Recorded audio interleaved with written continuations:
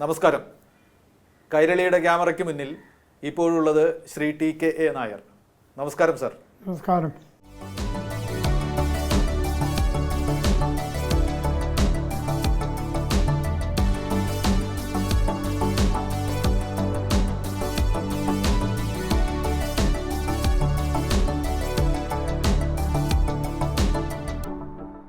കേരളത്തിൽ ഒരു ലോക അയ്യപ്പ സംഗമം നടക്കാൻ പോവുകയാണ്. സാർ അറിഞ്ഞിരിക്കും. ഇത് നമ്മുടെ ചരിത്രത്തിൽ, നമ്മുടെ സാംസ്കാരിക ചരിത്രത്തിൽ, ആധ്യാത്മിക ചരിത്രത്തിൽ ഒക്കെ ആദ്യമായിട്ടാണ്, ക്ഷേത്രങ്ങളുടെ ചരിത്രത്തിൽ. അങ്ങനെ ഒരു സംഭവം നടക്കുമ്പോൾ എന്തു പറയുന്നു? ആദ്യം നിങ്ങൾ പറഞ്ഞത് തന്നെ കേരളത്തിൻ്റെ ചരിത്രത്തിൽ നമ്മളെ ഓർമ്മയിലല്ല, നമ്മുടെ പൂർവികന്മാരുടെ ഓർമ്മയിലും ഇങ്ങനെ ഒരു സംഭവം ഉണ്ടായതായിട്ട് തോന്നുന്നില്ല. തീർച്ചയായിട്ടും ഇല്ല. അയ്യപ്പൻ്റെ പേരിൽ ഒരു സംഗമം നടത്തുക എന്ന് വെച്ചാൽ കേരളത്തിലെ വളരെയധികം ആളുകൾക്ക് താല്പര്യമുള്ള കാര്യം. അത് ഹിന്ദുമത വിശ്വാസികൾക്ക് മാത്രമല്ല, ഹിന്ദുമതത്തിൽ വിശ്വസിക്കാത്ത പക്ഷേ അയ്യപ്പനോട് ബഹുമാനമുള്ള ഒരു കൂട്ടം ആളുകൾ ഈ നാട്ടിലുണ്ട്. അത് പഴയകാലം മുതലുണ്ട്. ശബരിമല എന്ന് പറഞ്ഞാൽ തന്നെ ഒരു സാധാരണ ക്ഷേത്രമല്ല. ശബരിമലയിൽ ഭക്തിയുള്ള ആളുകൾക്ക് അവർ ക്രിസ്ത്യാനിയോ ഹിന്ദുവോ മുസൽമാനോ ആരായാലും വളരെ സ്വതന്ത്രമായിട്ട് പോയി പ്രാർത്ഥിക്കാനും ഭജിക്കാനും ഒക്കെയുള്ള അവസരമുണ്ട്. ഈ ലോക അയ്യപ്പ സംഗമം നടക്കുമ്പോൾ താങ്കളുടെ അഭിപ്രായം തേടാം എന്ന് തീരുമാനിച്ചത്, താങ്കൾ ഇന്ന് വളരെ മുതിർന്ന, കേരളത്തിൽ ഉള്ള വളരെ മുതിർന്ന IAS ഉദ്യോഗസ്ഥരിൽ ഒരാളാണ്. IAS ഒക്കെ പോയി ദേശീയ പദവിയിൽ ഒരുപാട് ഉദ്യോഗങ്ങൾ താങ്കൾ നോക്കിയിട്ടുണ്ട്. പ്രധാനമന്ത്രിയുടെ പ്രിൻസിപ്പൽ സെക്രട്ടറി, അഡ്വൈസർ പദവി വരെ താങ്കൾ കയ്യാളി. 3 പ്രധാനമന്ത്രിമാരോടൊപ്പം വർക്ക് ചെയ്തു. അപ്പോൾ ഇത്തരത്തിലുള്ള ഒരുപാട് ദേശീയ സംരംഭങ്ങൾ താങ്കൾ കണ്ടിട്ടുണ്ടായിരിക്കും. നമ്മൾ കേരളം അയ്യപ്പൻ്റെ അമ്പലം മുൻനിർത്തി ഇങ്ങനെ ഒരു കൂട്ടായ്മയ്ക്ക് ഒരുങ്ങുമ്പോൾ അത് മെച്ചപ്പെടുത്താൻ എന്തൊക്കെ ചെയ്യാൻ കഴിയും? അതിലേക്ക് താങ്കളുടെ നിർദ്ദേശങ്ങൾ എന്തൊക്കെയാണ്? വളരെ നല്ല ചോദ്യം. കാര്യപരിപാടി വിശദമായിട്ട് എനിക്കറിയില്ലെങ്കിലും അറിയാവുന്നിടത്തോളം അത് 2,000-3,000 ആളുകൾ, 3,000 പേരെന്നാണ് പറയുക. അത് ഒരു ദിവസത്തെ പരിപാടി. അപ്പോൾ ഈ പരിപാടി എങ്ങനെയാണ് സംഘടിപ്പിക്കുക എന്നുള്ളതിനെക്കുറിച്ചൊരു വിവരം ഇല്ലെങ്കിൽ നമുക്കൊന്നും പറയാൻ പറ്റില്ല. അപ്പം ഇങ്ങനെ പല പരാധീനതകൾക്കുള്ളിൽ നിന്ന് എനിക്ക് സംസാരിക്കാൻ സാധിക്കുകയുള്ളൂ. എൻ്റെ നോട്ടത്തിൽ ശബരിമലയ്ക്ക് വേണ്ടത്ര പ്രാധാന്യം ഈ ശബരിമല സീസണിൽ ഉണ്ടാകുമെന്നല്ലാണ്ട് അത് കഴിഞ്ഞാൽ ആളുകൾ അതങ്ങ് മറക്കും. ഞാൻ സ്ഥിരമായിട്ട് പോയിക്കൊണ്ടിരുന്ന ഒരാളാണ്. ഈ ശബരിമല എന്താ പറയുക, അതിൻ്റെ ഒരു മാസ്റ്റർ പ്ലാനൊക്കെ ഉണ്ടായ കാലത്ത് ഒരുപാട് ദിവസം അവിടെ താമസിക്കുകയും അത് എൻ്റെ കൂടെ ഒക്കെ പ്രവർത്തിച്ച ആളാണ്. ഒരു മാസ്റ്റർ പ്ലാനൊക്കെ ഉണ്ടായിട്ടുണ്ട്. ഈ മാസ്റ്റർ പ്ലാൻ എവിടെയാണ് ഇപ്പോൾ? ഈ മാസ്റ്റർ പ്ലാൻ ഉണ്ടാക്കിയിട്ടുണ്ടെങ്കിൽ ആ മാസ്റ്റർ പ്ലാൻ ഇപ്പോൾ എവിടെയാണ്? ആരെങ്കിലും അതിനെക്കുറിച്ച് ആലോചിക്കാറുണ്ടോ? മാസ്റ്റർ പ്ലാൻ എന്ന് പറഞ്ഞിട്ട് ദേവസ്വം ബോർഡ് എന്തെങ്കിലുമൊക്കെ ചെയ്യും. അതിന് നമ്മുടെ കേരള ഹൈക്കോടതിയിൽ പോയാൽ കോടതിക്ക് അതിൻ്റേതായ അഭിപ്രായങ്ങളുണ്ട്. പിന്നെ ഇതിനെല്ലാം ഉപരിയായിട്ട് സർക്കാരുണ്ട്. പിന്നെ കാര്യം ഏത് പ്രവൃത്തി, പള്ളിയുടേതോ അമ്പലത്തിൻ്റെതോ എന്തെങ്കിലും കാര്യങ്ങൾ ഈ രാജ്യത്ത് നടക്കണമെങ്കിൽ അതിന് ഈ സർക്കാരിൻ്റെ അറിവോടുകൂടിയും, ഈ സർക്കാർ അതിലൊരു ഭാഗമാണ്. നമ്മളത് അല്ലാന്ന് പറഞ്ഞിട്ട് കാര്യമില്ല. സർക്കാരില്ലെങ്കിൽ ഇതൊന്നുമില്ല. നിയമസമാധാനം പാലിക്കുക എന്നുള്ളത് സർക്കാരിൻ്റെ ജോലിയാണ്. ആ ജോലി സർക്കാർ നിർവഹിച്ച നിയമസമാധാനം ഇല്ലെങ്കിൽ ഒരു പരിപാടിയും നടക്കില്ല. ഭക്തിയുടെ പരിപാടിയായാലും പിന്നെ രാഷ്ട്രീയ പരിപാടിയായാലും എല്ലാത്തിനും അത് വേണം. അതുകൊണ്ട് ഈ അയ്യപ്പ സമാഗമമോ വേറെ എന്തെങ്കിലും സമാഗമമോ നടത്തിയാലും ഒരു തലത്തിൽ അല്ലെങ്കിൽ മറ്റൊരു തരത്തിൽ സർക്കാരിൻ്റെ പിൻബല അല്ലെങ്കിൽ സർക്കാരിൻ്റെ പ്രസൻസ് ഉണ്ടാവും. മാരാമൺ കൺവെൻഷൻ നടക്കുന്ന, വർഷം തോറും നടക്കുന്ന, ഒരു കോൺട്രവേഴ്സി ഇല്ല, വർഷം തോറും നടന്നുകൊണ്ടിരിക്കുന്നതാണ്. ശബരിമല സംഗമത്തെക്കുറിച്ച് ഇപ്പോൾ ആളുകൾ പറയുന്ന മാതിരി ഇപ്പോൾ പറയില്ല. കാര്യം മാരാമൺ കൺവെൻഷൻ വർഷങ്ങളായി നടന്നുകൊണ്ടിരിക്കുന്നത്. പക്ഷേ അതിനും നിയമസമാധാനവും അതുപോലെയുള്ള കാര്യങ്ങൾ ചെയ്യണമെങ്കിൽ സർക്കാരിൻ്റെ ആവശ്യമുണ്ട്. സർക്കാർ അവിടെ പോയി പോലീസുകാരെ കൊണ്ട് നിർത്തുമെന്നല്ല പറഞ്ഞത്, പക്ഷേ തീർച്ചയായും സർക്കാരിൻ്റെ പ്രസൻസ് ഉണ്ട്. അപ്പോൾ ഇതിൽ സർക്കാർ അത് നടത്തുന്നത് പക്ഷേ ഈ മാർത്തോമാ സഭയും അതുപോലെയുള്ള ക്രിസ്ത്യൻ സഭകളുടെ ഒരു കൗൺസിലോ ഒരു സംഘടനയാണ്. അപ്പം ഇത് നടത്തുന്നത് കേരളത്തിലെ ദേവസ്വം ബോർഡുണ്ട്. ആ ദേവസ്വം ബോർഡിന് അതിൻ്റേതായ അധികാരങ്ങളും അതിൻ്റേതായ കർത്തവ്യങ്ങളൊക്കെ ഉണ്ട്. അത് ഒരു നിയമമാണ്, അത് ഒരു കീഴ്വഴക്കമല്ല. പക്ഷേ ആ ദേവസ്വം ബോർഡ് പ്രവർത്തിക്കുമ്പോഴും പലതരത്തിലുള്ള എന്താ പറയുക അഭിപ്രായങ്ങളും പലതരത്തിലുള്ള സംഘടനകളെന്ന് പറയാൻ പറ്റില്ല. നമ്മുടെ പിൽഗ്രിമേജ് ഓർഗനൈസ് ചെയ്യുന്നതിൽ തന്നെ പലർക്കും പല വിധത്തിലുള്ള അഭിപ്രായങ്ങളുണ്ടാകും. അതുപോലെ ഈ ശബരിമല പിൽഗ്രിമേജിൻ്റെ വേറൊരു പ്രത്യേകത, അത് ശബരിമലയ്ക്ക് പുറമെ എരുമേലി അതുമാതിരിയുള്ള സ്ഥലങ്ങളും അതുമായി ബന്ധപ്പെട്ടത്. ശബരിമലയും എരുമേലിയുമായിട്ട് അഭേദ്യമായ ബന്ധമാണുള്ളത്. എരുമേലിയിലെ ഒരു പേട്ടതുള്ളൽ എന്ന് പറയുന്നത്, അത് കഴിഞ്ഞിട്ടാണ് ഭക്തന്മാർ ശബരിമലയ്ക്ക് പോവുക. അത് പഴയ പ്രമാണമനുസരിച്ച് കാൽനടയായിട്ടാണ് പോവുക. അതൊക്കെ കഴിഞ്ഞ് ഇപ്പോൾ കാൽനടയായിട്ട് പോകുന്നവരാരുമില്ല. ശബരിമലയ്ക്ക് പോകുന്നതിന് 41 ദിവസത്തെ വ്രതമെടുത്ത് പോകണമെന്നാണ്. അങ്ങനെ വ്രതമെടുത്ത് പോയിട്ടുള്ള ഒരാളാണ് ഞാൻ. അപ്പോൾ ഇപ്പോൾ അതൊന്നും സാധിക്കുന്ന കാര്യമല്ല, ആരും അങ്ങനെ പോവുകയുമില്ല. ഇപ്പോൾ രാവിലെ നേരം വെളുത്ത് 6 മണിക്കോ 7 മണിക്കോ ഒരു ഇന്നോവയിൽ കയറി ഇരുന്നിട്ട് അവിടെ പോവുക. പിന്നെ എന്താ അവിടെ എരുമേലിയിൽ പോയി ആരെങ്കിലും കൊണ്ട് കുറേ ഇതൊക്കെ ഉണ്ടാക്കുക. അത് കഴിഞ്ഞ് കയറിയിട്ട് തിരിച്ചിറങ്ങി കഴിഞ്ഞാൽ ഇന്നോവയ്ക്കകത്ത് എന്തൊക്കെയാണെന്ന് നമുക്കറിയില്ല. അത് ഒരു കുഴപ്പമില്ല. അങ്ങനെ നടക്കട്ടെ. അതാണ് ഇന്നത്തെ സ്ഥിതി. ഈ സ്ഥിതിയിലാണ് നമ്മൾ അയ്യപ്പ സംഗമത്തെക്കുറിച്ച് പറയുന്നത്. അപ്പം അതിന് യുനാനിമസ് ആയിട്ടുള്ള ഒരു റെസ്പോൺസ് ഉണ്ടാകുമെന്ന് എനിക്ക് തോന്നുന്നു. കാര്യം ആളുകൾക്ക് പലതരത്തിലുള്ള അഭിപ്രായങ്ങളാണ്. ഞാൻ രാഷ്ട്രീയ കാര്യം പറഞ്ഞില്ല, രാഷ്ട്രീയമായിട്ട് വേറൊരു മാനമുണ്ട്. പക്ഷേ ഈ സംഗമം നടക്കുന്നതിൽ നമുക്ക് ഒരു എതിരുമില്ല. വളരെ നല്ല കാര്യം നടക്കട്ടെ. പക്ഷേ അതുകൊണ്ട് ശബരിമലയുടെ മാസ്റ്റർ പ്ലാൻ അനുസരിച്ചുള്ള പ്രവർത്തനങ്ങൾ നടത്തുന്നതിനുള്ള സഹായം അവിടുന്ന് പ്രതീക്ഷിക്കുന്നു. അത് വളരെ നല്ല കാര്യമാണെന്നാണ് ഞാൻ ഉദ്ദേശിക്കുന്നത്. സംഗമത്തിൻ്റെ ഒരു ഉദ്ദേശമായിട്ട് പറയുന്നത് അതുതന്നെയാണ്. ഇതിന് സാർവദേശീയ തലത്തിൽ ഈ അമ്പലത്തിൻ്റെ പ്രസക്തി, അതിൻ്റെ ചരിത്ര പ്രാധാന്യം, അതിൻ്റെ സാംസ്കാരിക പ്രാധാന്യം, ആധ്യാത്മിക പ്രാധാന്യം ഒക്കെ കൊണ്ടുവരിക, അതിന് സാർവദേശീയ തലത്തിൽ തന്നെ ഈ മാസ്റ്റർ പ്ലാൻ മുന്നോട്ട് കൊണ്ടുപോകുന്നതിനുള്ള നിർദ്ദേശങ്ങളും വിഭവങ്ങളും ഒക്കെ സമാഹരിക്കുക എന്ന ലക്ഷ്യം കൂടി ഇതിൽ പറയുന്നുണ്ട്. അത് വളരെ നല്ല കാര്യം. അതിൽ പ്രായോഗികമായിട്ട് ഞാൻ ചോദിക്കുന്ന ഇത്രയേ ഉള്ളൂ. വേറെ അതിന് അറേഞ്ച്മെൻറ്റ്സ് ഒക്കെ ഉണ്ടാക്കാൻ സാധിച്ചെന്ന് വരാം, ആളുകളുടെ നിന്ന് എഴുതി വാങ്ങാം. പക്ഷേ ഈ 2000-3000 ആളുകൾ കൂടിയിരുന്ന് ഈ ഇങ്ങനെയുള്ള ഒരു കാര്യത്തെക്കുറിച്ച് വിശദമായിട്ട് ചർച്ച ചെയ്യാനുള്ള ഒരു വേദിയാവില്ല. അതിനൊരു you create A background or an atmosphere for that. It's very good. ഒരു ശബരിമലയുടെ നാനാവിധത്തിലുള്ള വികസനത്തിനും ആവശ്യമായ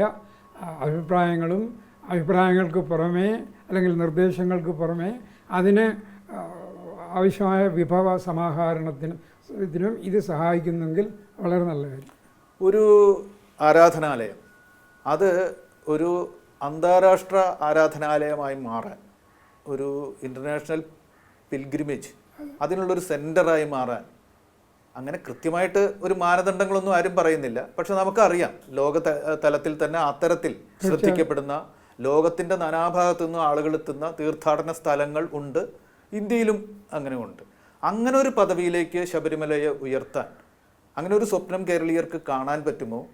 കാണാൻ പറ്റുമെങ്കിൽ അതിന് എന്തൊക്കെ കാര്യങ്ങൾ ശബരിമലയുടെ ഇപ്പോഴത്തെ സൗകര്യങ്ങൾ വെച്ച് അതിൽ കൂടിച്ചേരേണ്ടതുണ്ട്? താങ്കളുടെ നിരീക്ഷണങ്ങൾ. തീർച്ചയായിട്ടും വളരെ വളരെ നല്ല ഉദ്ദേശമെന്ന് മാത്രമല്ല, അത് ശബരിമലയെ ലോകമെമ്പാടും അറിയപ്പെടുന്ന ഒരു ആരാധനാലയമാക്കി ആക്കുന്നതിനുള്ള നടപടികൾ ഉണ്ടാവും എന്ന് ഞാൻ വിശ്വസിക്കുന്നു. അതിൻ്റെ ഒരു തുടക്കമായിട്ട് ഇതിനെ കണ്ടാൽ മതി. ഇപ്പോൾ ഇതിന് പബ്ലിസിറ്റി കിട്ടും, തീർച്ചയായിട്ടും കിട്ടും. പല കാരണങ്ങളും കൊണ്ട്, നല്ല കാരണങ്ങളും കൊണ്ട്, ചീത്ത കാരണങ്ങൾ. രാഷ്ട്രീയമായിട്ട് എതിർക്കുന്നവരുണ്ടാവും, അനുകൂലിക്കുന്നവരുണ്ടാവും. എനിക്ക് രാഷ്ട്രീയമില്ല. പിന്നെ ഞാൻ സംസാരിക്കുന്നത് ശബരിമലയുമായിട്ട് ജനിച്ച കാലം മുതൽ ബന്ധമുള്ള ഒരു ഭക്തൻ എന്നുള്ള നിലയിലാണ് പറയുക. ഇപ്പം ഈ ഭക്തി റാഷണലാണോ ഇറാഷണലാണോ എന്ന് ചോദിച്ചാൽ അതിനെനിക്ക് മറുപടി ഒന്നുമില്ല. പല കാര്യങ്ങളും ഈ ഭക്തി എന്നൊക്കെ പറയുന്നത് നമ്മളുടെ വിശ്വാസത്തിൻ്റെ അടിസ്ഥാനത്തിൽ, അതിന് ഒരു റാഷണാലിറ്റി ഉണ്ടാവാനിടയില്ല. ഞാൻ ചോദിച്ച ചോദ്യത്തിലേക്ക് അവിടെ അന്താരാഷ്ട്ര പിൽഗ്രിമേജ് സെൻ്ററാക്കി മാറ്റാൻ എന്തൊക്കെ വേണ്ടി വരും? വെറുതെ പെട്ടെന്ന് പറയാവുന്ന അവിടുത്തെ ഭൗതിക സൗകര്യങ്ങൾ വളരെയേറെ വിശാലമായിട്ടുണ്ടാക്കേണ്ടിയിരിക്കും. തീർച്ചയായിട്ടും അത് ആവശ്യം. അതും ശബരിമലയുടെ ചുറ്റുമുള്ള സ്ഥലം മാത്രമല്ല, അവിടേക്ക് എത്തുന്ന പമ്പ, എരുമേലി, പമ്പ അങ്ങനെയുള്ള സ്ഥലങ്ങളെല്ലാം. ഇപ്പം കേരളത്തിൽ നിന്ന് പുറത്തുനിന്നുള്ള വളരെയധികം ഭക്തന്മാർ പോരാറുണ്ട്. പക്ഷേ അത് ഇന്ത്യക്ക് പുറത്തുനിന്ന് മലേഷ്യയിൽ നിന്നും ആൾ വരുന്നത് കേട്ടിട്ടുണ്ട്. പക്ഷേ കൂടുതൽ വരുന്നത് ഇന്ന് ഒരുപക്ഷെ കേരളത്തിനെക്കാട്ടി കൂടുതൽ ആളുകൾ വരുന്നത് തമിഴ്നാടും പിന്നെ ആന്ധ്രയും കൂടിയാണ്. അതിൽ ഏറ്റവും പഴയ മാതിരിയുള്ള വിശ്വാസ പ്രമാണങ്ങൾക്കനുസരിച്ച് ശബരിമല യാത്ര നടത്തുന്നത് അവരാ. കഴിഞ്ഞ ഒരു 6-8 കൊല്ലം മുമ്പ് ഈ ശബരിമല ഇതിൻ്റെ ഈ എന്താ പറയുക പിൽഗ്രിമേജ് സമയത്ത് എരുമേലിയിൽ ഈ നമ്മളുടെ പ്രകൃതി അവിടുത്തെ ചപ്പും ചവറും അവിടെയുള്ള ആളുകളുടെ ഉപയോഗവും എല്ലാം കാരണം വളരെയേറെ മോശമായ രീതിയിൽ കിടന്നു. അതിൻ്റെ മുന്നോക്കൂടെ ഒരു അരുവി പോലെ ഒരു ഇതുണ്ടല്ലോ, അതൊക്കെ ആ സമയത്ത് ഒരു വർഷം, വളരെ വർഷങ്ങൾക്ക് മുമ്പ് 8 വർഷമായി തോന്നുന്നു, ഞാനവിടെ പോയി ക്യാമ്പ് ചെയ്ത് ഇതൊക്കെ ചെയ്തുകൊണ്ടിരുന്നു. അതുപോലെ തന്നെ അവിടെ ഈ പേട്ട തൊടുന്ന ഒരു കൂട്ടരുണ്ടല്ലോ, അവർ ഒരു സിന്ദൂരം ഉപയോഗിക്കും. അത് ജൈവ സിന്ദൂരമല്ല, അത് മുഴുവനും കെമിക്കൽസ്. അതിനെതിരായിട്ട് നമ്മളൊരു ക്യാമ്പയിൻ നടത്തി അവിടെ. അതിനൊക്കെ മാറ്റി ഇപ്പം ജൈവ സിന്ദൂരമാണ് വരിക, ഈ മറ്റേത് മാറിയെന്ന എൻ്റെ അറിവ്. എനിവേ ഞാൻ പറയാൻ വന്നത്, ഇങ്ങനെ കാലാകാലങ്ങളിൽ ശബരിമലയിൽ പോകുന്ന പിന്നെ പിൽഗ്രീംസിന് സൗകര്യപ്രദമായ രീതിയിൽ ഉള്ള മാറ്റങ്ങളും അതിനുള്ള സൗകര്യങ്ങളും ഉണ്ടാക്കി ചെയ്തു കൊടുക്കുക എന്നുള്ളത് ഞാൻ മുമ്പ് പറഞ്ഞ പോലെ സർക്കാരിൻ്റെ ഒരു ചുമതലയായിട്ട് വരും. അപ്പോൾ അന്താരാഷ്ട്ര തലത്തിൽ കൂടുതൽ ആളുകളെയൊക്കെ പ്രതീക്ഷിക്കുന്നുണ്ടെങ്കിൽ ആ തരത്തിൽ നിലവാരം ഉണ്ടാക്കാൻ വേണ്ടി ശ്രദ്ധിക്കണം. ഒപ്പം തന്നെ പാരിസ്ഥിതികമായ ആശങ്കകൾ അകറ്റുന്ന തരത്തിൽ കൂടി നമ്മൾ പെരുമാറണം. തീർച്ചയായിട്ടും അതാണ് ഏറ്റവും എനിക്ക് I did not get that word പാരിസ്ഥിതികം. പാരിസ്ഥിതിക പ്രശ്നങ്ങൾ കാരണമാണ് നമ്മളവിടെ ഈ സിന്ദൂരത്തിന് എതിരായിട്ട് പോയത്. ഒരു വർഷം അത്തരത്തിലുള്ള ഒരു ശ്രദ്ധ വേണം. അതിന് it's not a very simple thing. കാര്യം ഈ ശബരിമല ഭക്തന്മാരെന്ന് പറയുന്നവരല്ല, നമ്മളൊക്കെ തന്നെ അങ്ങനെ 2 ദിവസത്തെ യാത്രയ്ക്കൊക്കെ പോകുമ്പോഴും നമ്മൾ അങ്ങനെയുള്ള അധിക കാര്യങ്ങൾ നോക്കാറില്ല. ഈ പല ശബരിമല യാത്രക്കാരും അല്ലെങ്കിൽ ഭക്തന്മാരും ആ ശബരിമല തീർത്ഥാടനം എല്ലാം കഴിഞ്ഞാൽ അവർ ഉടുത്തുകൊണ്ട് പോകുന്ന മുണ്ടും തുണിയൊക്കെ ആ പമ്പാ നദിയിൽ ഇട്ടിട്ട് പോകുന്ന ഒരു പരിപാടിയുണ്ട്. അതിപ്പോൾ വിലക്കുന്നുണ്ട്. അത് ഞാൻ കണ്ടിട്ടുള്ളത്. ഇങ്ങനെയൊക്കെയുള്ള കാര്യങ്ങളാണ് പറയുന്നത്. ഇതിപ്പോൾ എല്ലാ പിൽഗ്രിമിനെയും നമുക്ക് പരിധിയിൽ നിർത്താൻ പറ്റില്ല. പിൽഗ്രിംസിന് വ്യക്തമായിട്ടുള്ള ഒരു പ്രോട്ടോകോൾ പുതിയ തരത്തിൽ കൂടി ഉണ്ടാവണം. അങ്ങനെ ഒരു പ്രോട്ടോകോൾ ഉണ്ടാവുക എന്ന് വെച്ചാൽ it will be wonderful thing. പക്ഷേ it is not an easy thing because there will be 100 opinions. Sabarimala ശാസ്താവിൻ്റെ ആരാധനയുടെ ഒറിജിനെ കുറിച്ച് തന്നെ കഥകളുണ്ട്. എൻ്റെ തന്നെ 4 പുസ്തകം ഇരിപ്പുണ്ട്. മലവേടന്മാർ പിന്നെ ക്ലെയിം ചെയ്യുന്നുണ്ട്, പിന്നെ നമ്മുടെ പന്തളം കൊട്ടാരമുണ്ട്, ഇങ്ങനെ പലതുമുണ്ട്, പല കഥകളുമുണ്ട്. അപ്പം ഞാൻ ജനിച്ച കാലം മുതൽ കേട്ടിട്ടുള്ള കഥകളുണ്ട് ഇതിൽ. പക്ഷേ ഈ കാര്യത്തിൽ ആർക്കും അഭിപ്രായ വ്യത്യാസം ഉണ്ടാവില്ല. കാര്യം അവിടെ ഇനി കൂടുതൽ പിന്നെ പിൽഗ്രീംസിനെ മറ്റ് പല രാജ്യങ്ങളിൽ നിന്നും ആകർഷിക്കാൻ ഉള്ള ആഗ്രഹം ഇല്ലെങ്കിൽ തന്നെയും ഇന്ന് പോകുന്ന പിൽഗ്രീംസിന് വേണ്ടിയും വളരെ വിപുലമായ രീതിയിൽ പല സ്ഥലങ്ങളിലും അതിനുള്ള എന്താ പറയുക അറേഞ്ച്മെൻറ്റ്സ് വേണ്ടിയിരിക്കും. അതിന് മുൻകൈ എടുക്കുന്നതിൽ വളരെ ദേവസ്വം ബോർഡിനെ മുന്നേ നിർത്തി ചെയ്യുക, കുഴപ്പമില്ല. കാര്യം ദേവസ്വം ബോർഡ് ഇതിനു വേണ്ടിയിട്ട് ശബരിമലയുടെ കാര്യത്തിന് വേണ്ടി പ്രത്യേകമായിട്ട് ഉള്ള ബോർഡ് അല്ലെങ്കിലും ദേവസ്വം ബോർഡിൻ്റെ അധികാര പരിധിയിൽ വരുന്ന ഒരു കാര്യമാണ്, നല്ല കാര്യം.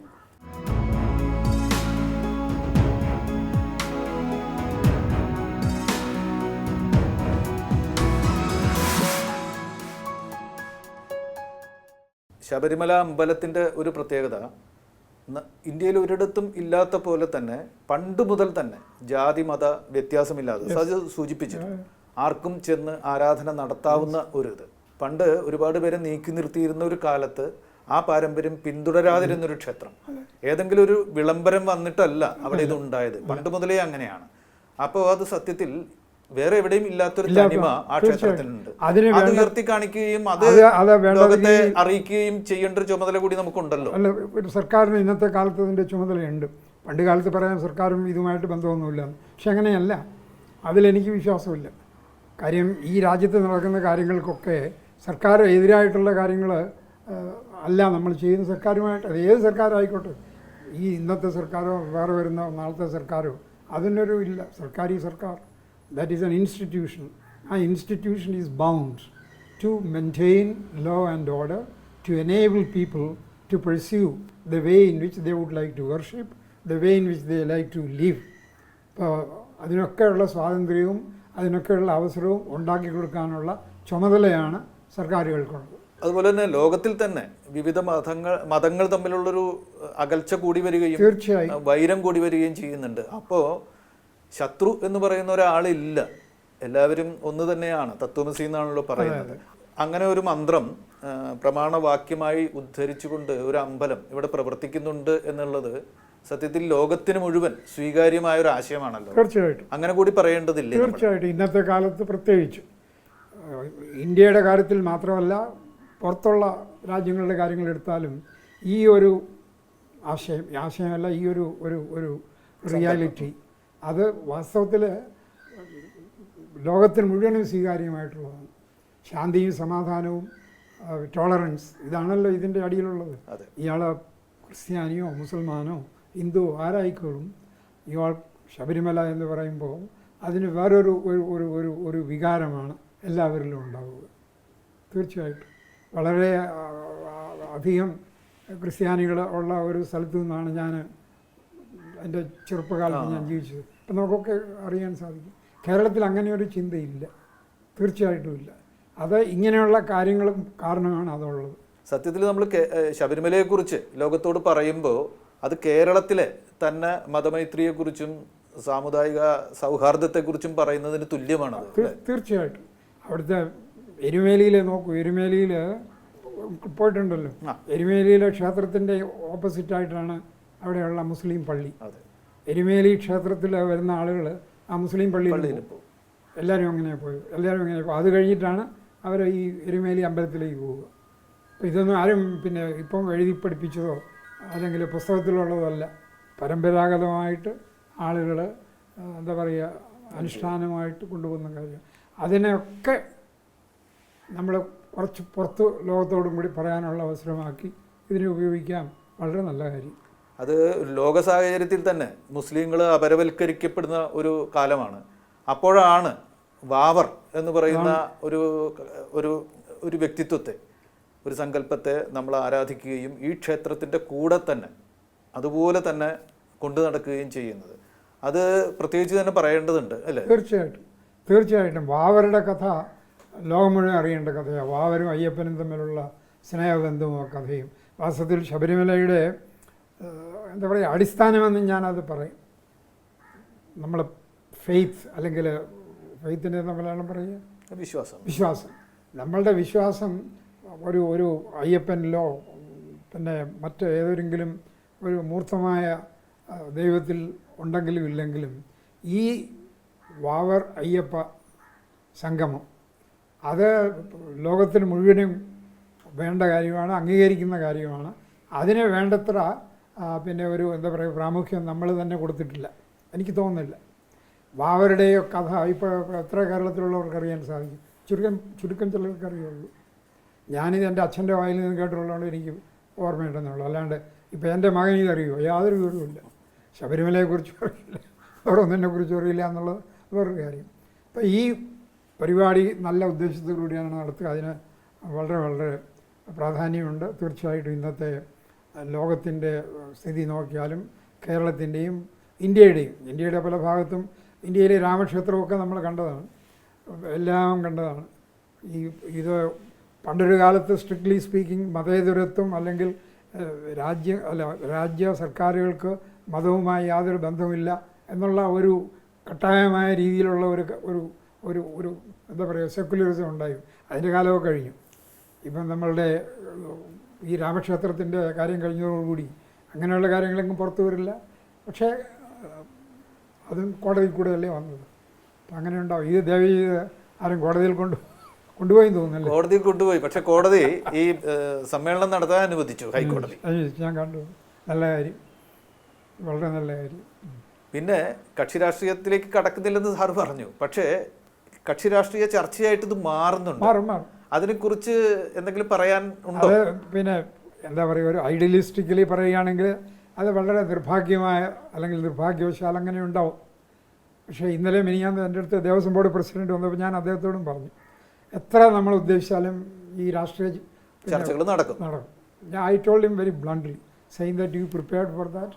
അത് പിന്നെ അതില്ലാണ്ട് പറ്റില്ല ഇന്നത്തെ കാലത്ത്, പ്രത്യേകിച്ച് കേരളത്തിൽ. അപ്പോൾ ഇതിന് പലതരത്തിലുള്ള വ്യാഖ്യാനങ്ങളും എതിർപ്പുകളും ഒക്കെ ഉണ്ടാവുക സ്വാഭാവികമാണെന്ന് പറയേണ്ടിയിരിക്കുന്നു. അതോടൊപ്പം തന്നെ ശബരിമലയുടെ വികസനം, ശബരിമലയിൽ മാസ്റ്റർ പ്ലാൻ എന്നൊക്കെ പറയുമ്പോൾ അത് കേരളത്തിൻ്റെ വികസനവും കേരളം കൂടുതൽ മെച്ചപ്പെടാനുള്ള മാസ്റ്റർ പ്ലാനും കൂടിയാണ് എന്നൊരു നിലയ്ക്ക് വേണ്ടേ നമ്മളത് കാണാം. തീർച്ചയായിട്ടും ശബരിമലയിൽ ഉണ്ടാവുന്നത്, ശബരിമലയിൽ വന്നു പോകുന്ന ഭക്തന്മാർക്ക് വേണ്ടിയുള്ള എന്തോ ചെയ്തി എന്നത് മാത്രമല്ലല്ലോ, നമ്മൾ കേരളത്തിൻ്റെതായി തന്നെ കാണണ്ടേ? തീർച്ചയായിട്ടും ശബരിമലയുടെ വികസനം കേരളത്തിൻ്റെ വികസനമാണ്, ഒരു സംശയമില്ല.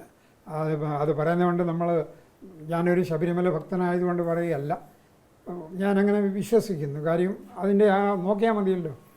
ശബരിമലയ്ക്ക് പോകുന്ന തീർത്ഥാടകർ വളരെ എന്താ പറയുക, ഭൗതികമായ കാര്യങ്ങളെടുക്കൂ.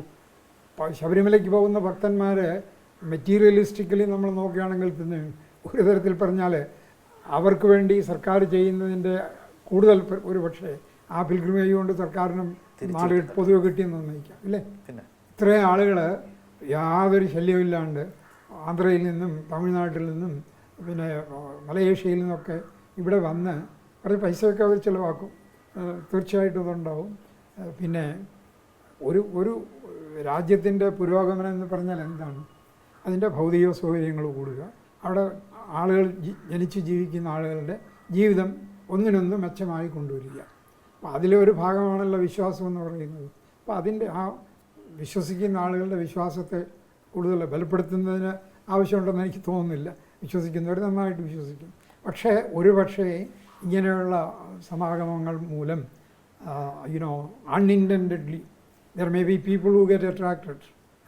ഈ മതപരിവർത്തനത്തിൻ്റെ അല്ലെങ്കിൽ ശബരിമല ഭക്തന്മാരുടെ സംഖ്യ കൂട്ടാനുള്ള കാര്യമായിട്ടല്ല ഞാൻ പറയുക. പക്ഷേ തീർച്ചയായിട്ടും കൂടുതൽ പേര് ആ വഴിക്ക് വരാൻ ഇടയുണ്ട്. ചിന്തിക്കുകയും ചെയ്യില്ലേ? ഇപ്പം ഈ ആന്ധ്രാപ്രദേശിൽ നിന്ന് വരുന്നവരൊക്കെ വർഷങ്ങളായിട്ട് തുടർച്ചയായി വരുന്ന ആളുകളുണ്ട്. എനിക്ക് ചില ആളുകളെ പരിചയമുണ്ട്.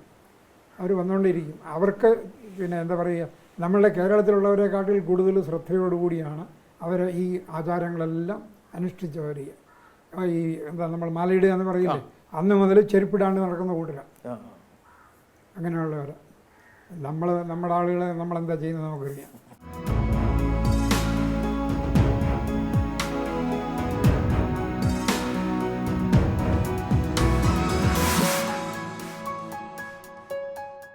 ആ വികസന പദ്ധതിയുടെ ഏറ്റവും അടിസ്ഥാനപരമായിട്ടുള്ള രണ്ട് കാര്യങ്ങൾ, ഏറ്റവും പ്രധാനപ്പെട്ട രണ്ടെണ്ണം, ഒന്ന് വിമാനത്താവളവും മറ്റൊന്ന് ആ റെയിൽവേ ലൈനുമാണ്. അത് പലപ്പോഴും ഈ ഉദ്യോഗസ്ഥ രീതികളുടെ കടമ്പകളിൽപ്പെട്ട് നീണ്ടുപോകുന്നുണ്ട്. അത് ഉടനെ സംഭവിക്കേണ്ടതാണ് എന്നൊരു അഭിപ്രായം താങ്കൾക്കുണ്ടോ? അല്ല, അത് സംഭവിച്ചാൽ നല്ലതാണ്. സോളിഡായിട്ടുള്ള കാര്യമാണ്. ഈ ആളുകളിൽ നിന്ന് നമ്മൾ പ്രതീക്ഷിക്കുന്നത് 5,000-6,000 രൂപയല്ലല്ലോ. അവരിൽ നിന്നും കാര്യമായിട്ടുള്ള പിന്നെ എന്താ പറയുക സഹായമാണ് നമ്മൾ പ്രതീക്ഷിക്കുക. അത് അടിസ്ഥാന സൗകര്യ വികസനത്തിന് എന്ന് പറഞ്ഞാൽ വളരെ ശരി, അതാണ് ആവശ്യവും. പക്ഷേ അതിന് ഒരു ഐഡിയ കൊടുക്കാനായിട്ട് സാധിക്കുമ്പോൾ എൻ്റെ അഭിപ്രായത്തിൽ ഇത് കൊള്ളാം. May be it cannot be discussed in 3,000 people, but the flag it. ശബരിമലയുടെ വികസനം എന്ന് പറഞ്ഞാൽ അല്ലെങ്കിൽ ശബരിമലയുടെ മാസ്റ്റർ പ്ലാൻ അവതരിപ്പിക്കും.